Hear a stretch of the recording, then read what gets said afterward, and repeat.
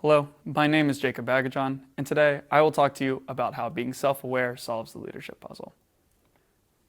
Coming into college, leadership was always something that I considered to be more of a title than anything else. Like, you're appointed power, and therefore you are a leader. That was really it.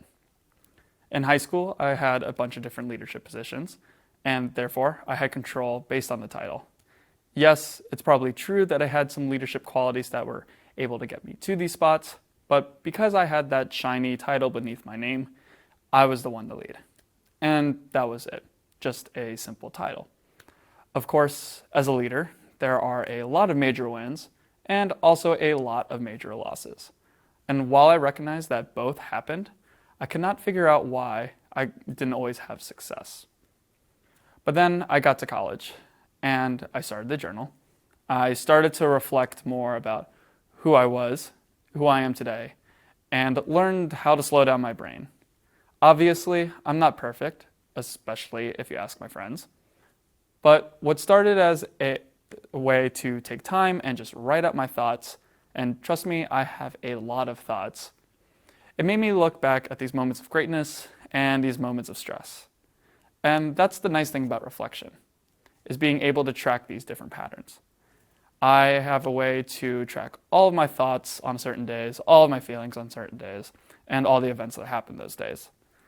By combining this with just some deep thinking and being able to track everything, I realized a lot more about myself than I ever had in high school. 3 things that I noticed about myself by reflecting. 1, my handwriting is completely awful. 2, the journaling works really well for my anxiety levels. It started out as a simple way to de-stress, to get all of my negative feelings out in a healthy way.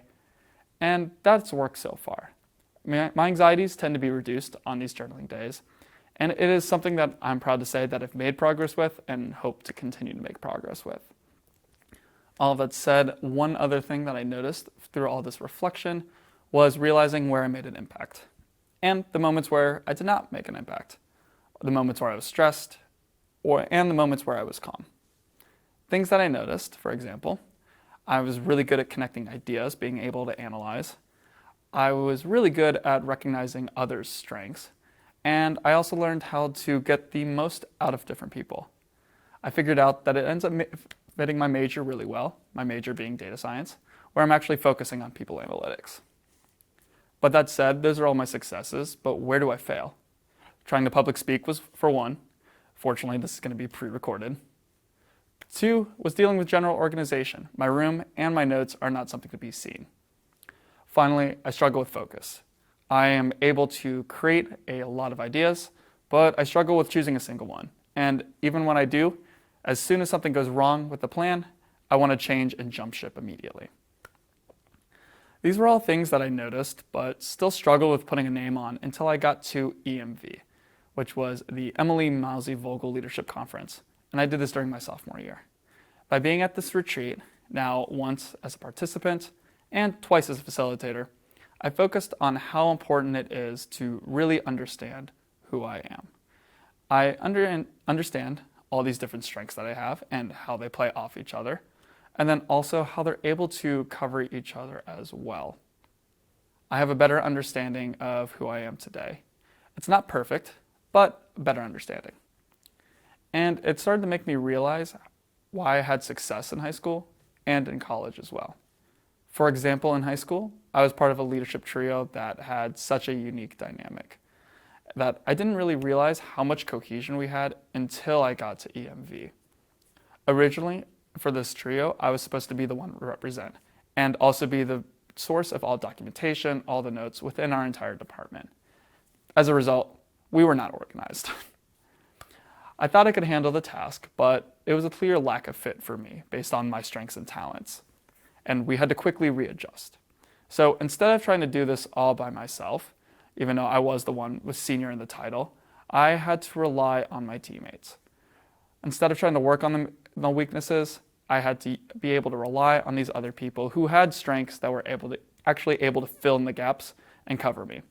For example, I had one teammate, he was great at communicating, not only with public speaking, but also just being our general representative. My other teammate, super organized and she was super hardworking. I was the one who kind of sat in the middle. I was the one for coming up with different ideas and planning out different projects. We were able to have a synergy that the organization had not seen from a leadership group up to this point, and as a result, others tried to emulate it. But it didn't really work for everyone. It just worked that because our three strengths managed to fit together perfectly, basically like a puzzle. As a leader, I had to manage my weaknesses and really hone in on my strengths to be that last piece. As a result, the three of us had such a great balance.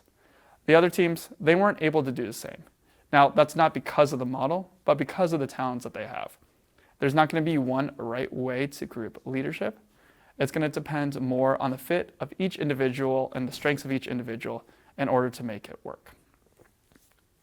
Now, throughout this talk, I've been mentioning constantly, words like realize, understand, and learn.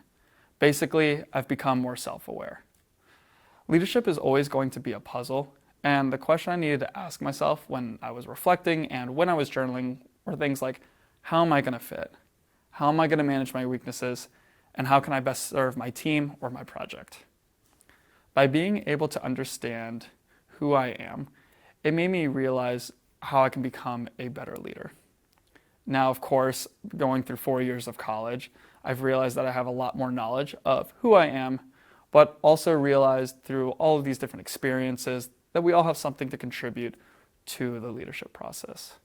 We have our different talents, our own different styles, and by recognizing this in ourselves and in others, it's what makes us good leaders and ultimately solves the puzzle that is leadership. Thank you for listening.